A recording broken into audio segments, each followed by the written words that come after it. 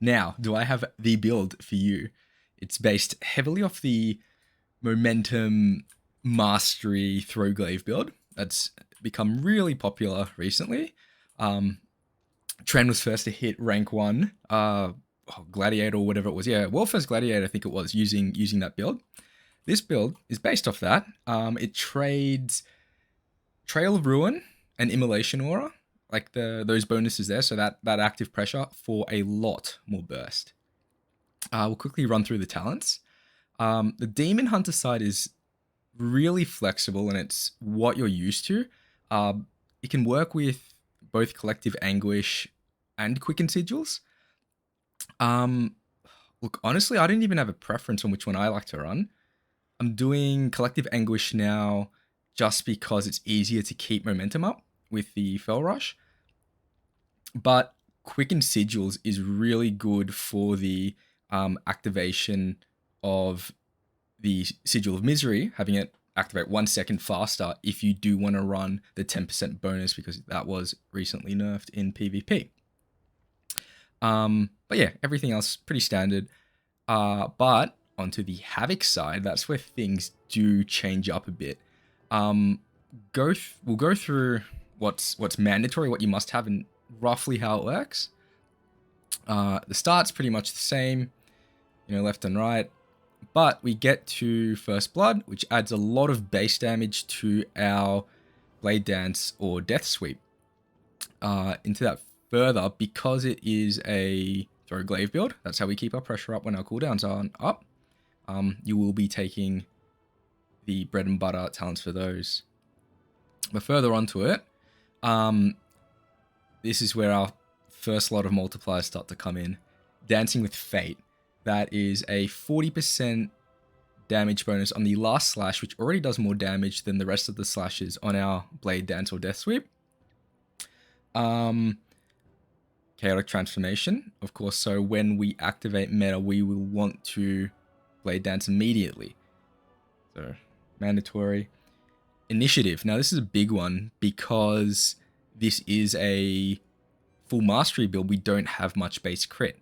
With Initiative, it actually will proc off anything. So a little imp off a Demonology Warlock or a Hunter Pet or whatever. When you do that Vengeful Retreat away, and it like resets its ability to activate Initiative, it's just constantly going. So that base 12% ends up being more like a 25% base crit chance. So especially for our one shot, absolutely necessary. Going further, we've got Momentum, of course, 8% damage, just another multiplier. We've got Fodder, 20% multiplier. Essence Break is a big one. That's the 80% multiplier. And then the last one, which is what makes this different from other builds out there, is Restless Hunter, which is a 50% damage bonus on our Blade Dance.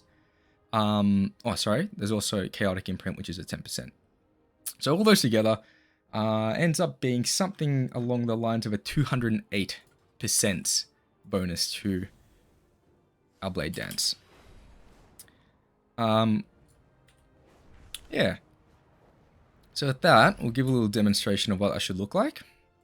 Oh yeah, gear, by the way, full mastery.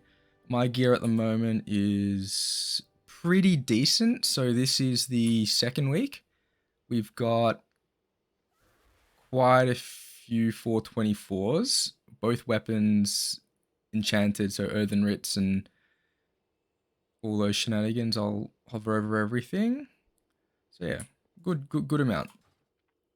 So when we get into the rotation, where we are utilizing Restless Hunter, so this one here, when we leave our Metamorphosis form from our Eyebeam, so the 7-second one, we get that buff, and then when we meta, that buff stays with us, and then use all those multipliers from there. So this is roughly what it'll look like.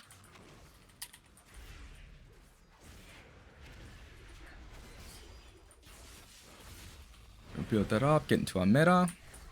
All right. So you're doing whatever you're doing at the moment. Go with the Sigil, fall back, jump in, Essence Break, There we go.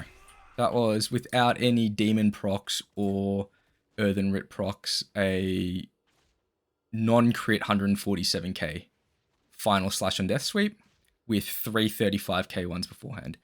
Pretty crazy. What are the things to note with the rotation? You pretty much want to think about a few things. So what's always going to happen is the Eyebeam into the Deathsweep.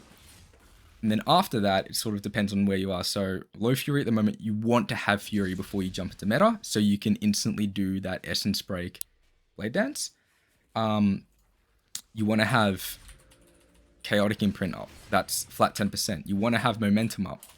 Now that Momentum, if you are going to stun the target, after you jump on them in meta, you will have to build up some momentum beforehand, because 5 seconds isn't enough to meta in, Essence Break, stun, Deathsweep, or stun, Essence Break, Deathsweep. Just not enough time. We don't have much haste. It's too slow. Is there a fodder demon up? You want to get that demon soul. And if you're using Misery and Defeat, so that extra 10%, the Imprison, the non-talented one, into the Sigil of Misery, obviously. And that adds everything up. Cool. So that's how to do it. Now, obviously you're wondering, what happens if the stars align? So I'll show you a clip here of me farming out some procs. And I'll walk you through it bit by bit. So here I'm looking at, this is the Earthen Writ Mastery proc, the one that's on one of my main hands. I see that. And then now I go, all right, start the combo.